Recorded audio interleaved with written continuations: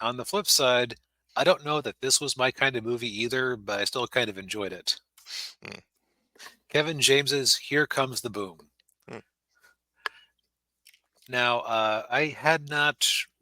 I think this was a movie I was vaguely aware of when it came out in 2012, but I never actually watched it. And I would never have thought to have watched it because it's a Kevin James movie. But I was visiting family and they decided to throw this one on just as a background thing, and I ended up actually enjoying myself to my shock. Mm.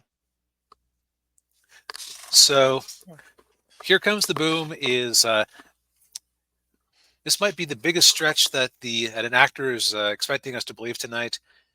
Kevin James becomes an MMA fighter.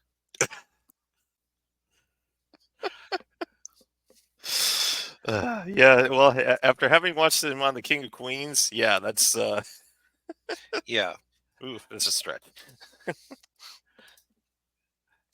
Let's hear. So who is in this one? So of course you have Kevin James himself. Mhm. Salma Hayek is the love interest, which Daniel reminded me that he was in the Paul Blart movies where he had a daughter by a Mexican woman who left him. I'm starting to wonder if Kevin James has a type that he was interested in. Well, interestingly enough, his wife is Asian. Oh, then never mind. Yeah, I maybe he has a thing for brunettes. I don't know. Yeah. And then you've got Henry Winkler in the movie as well. Oh, okay. Defines. And it's funny that for a guy who was the coolest guy on TV for a bit, even if it was kind of in a joking, ironic way, Yeah. the Fawn still comes off as a cool character, even though it's like a very corny sort of cool. Yeah. I can't think of anything I've seen Henry Winkler in since Happy Days that didn't just make him look like a complete putz, and this movie is no exception. Oh, jeez. So the overall plot is that Kevin James is a teacher who, at one point, did win a teaching award, but he has given up on life. Like he shows up to school every day late. He just has the kids read from the textbook and doesn't care that if any learning is actually happening. He just is slobbing his way through life. Yeah. And then they're told that they're going to have to make some cuts, and one of the cuts that's going to get made is Henry Winkler's music classes because he is the music teacher. Mm. And he decides that he is going to figure out a way to make up the budget shortfall to keep his class around because he's like one of his buddies. Okay.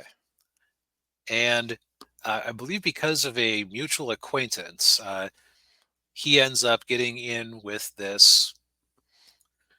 Let's see here.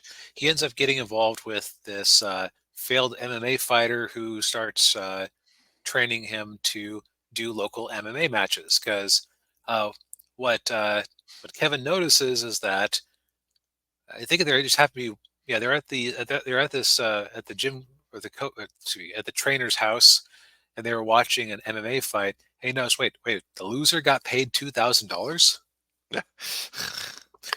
It's like that seems like a way to like he doesn't have to win. He just has to get into enough fights.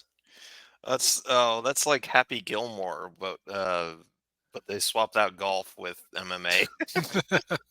I hadn't made that connection. But Yeah. you're right.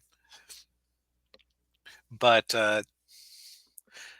yeah, so he basically ends up. It's a bunch of how to put it, bunch of misadventures as he starts working his way up the ranks. Mm. Uh, so this is until we started doing reviews of a bunch of sports movies in a row, I would never have described myself as a fan of sports movies, but I keep watching them for the show and enjoying them just for the arc of growth. Like even kind of Yeah. a bad one, like what was that football one we watched with Scott Bakula? Oh, Necessary Roughness. Yeah, like, that wasn't a good movie, but that at least had like the progression, and I could enjoy it on that level. Yeah. This is kind of similar, except that it's actually just it's a heartwarming movie. Like you have his friendship with one of his students who he's trying to help out. It's about a guy who's given up on everything, reaching out and trying to grab life and actually make something of himself again, Mm, which is always just very encouraging. yeah. Also, it features Joe Rogan, and it's kind of funny to see him younger and with hair, Yeah, yeah. and not on a podcast. Uh, this movie didn't really do all that well in the box office. I suspect they got some co-financing from MMA, considering just how heavily featured it is throughout the movie.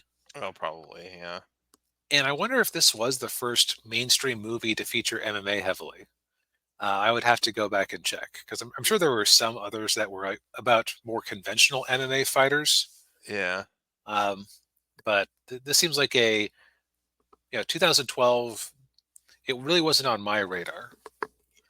Yeah, I remember seeing the trailers for it, and I really didn't pay much heed to it, even though, like I said, I've been watching The King of Queens, and and I was, I liked Kevin James at that time, so I'm like, oh, even though I liked him, I kind of went, yeah, MMA. I wasn't really interested, because I'm not a MMA guy, but yeah, I mean, I may give this a watch at some point. Yeah, Yeah, it's a thoroughly good feel good movie. It's there's what I would call a minor plot point, which is basically Joe Rogan does something special for him, and I go to myself, "Wait, Mr. Rogan, if you can afford to just drop the money to do this special thing for us, would you mind saving our school's music program?" yeah, That's like the only outright plot, not even plot hole, but plot question mark. yeah. No, Uh, yeah, and also, I'll say that Kevin James in this movie, the way that he is worked out and built up, he kind of looks like he has that solid body of a strongman. So you can actually believe for most of the movie that he is fighting the way he is shown to be fighting. yeah. In the final fight, there's a part where you kind of go, okay, is the other guy just like throwing it? Because it feels like he's throwing it. No, okay. Because they actually brought in a real MMA fighter to be his opponent for the last fight. So he kind of starts letting him win it for the looks of it. Oh, jeez. But Oh, yeah, just a solid feel good movie. yeah, good. It's Uh, on Netflix streaming right now, so you are much better off watching this than pretty much any Netflix original we have reviewed this year. yeah, that's true. And Arco says, to be fair, Happy was good at golf. The only thing Kevin James could is that above. Well, I will say he did a comedy special not too long ago, and he actually looks good. He's lost quite a lot of weight. Um, Well, good on him. yeah, and good to see you, D Rhino. Oh, hey, D Rhino. Yeah, yeah.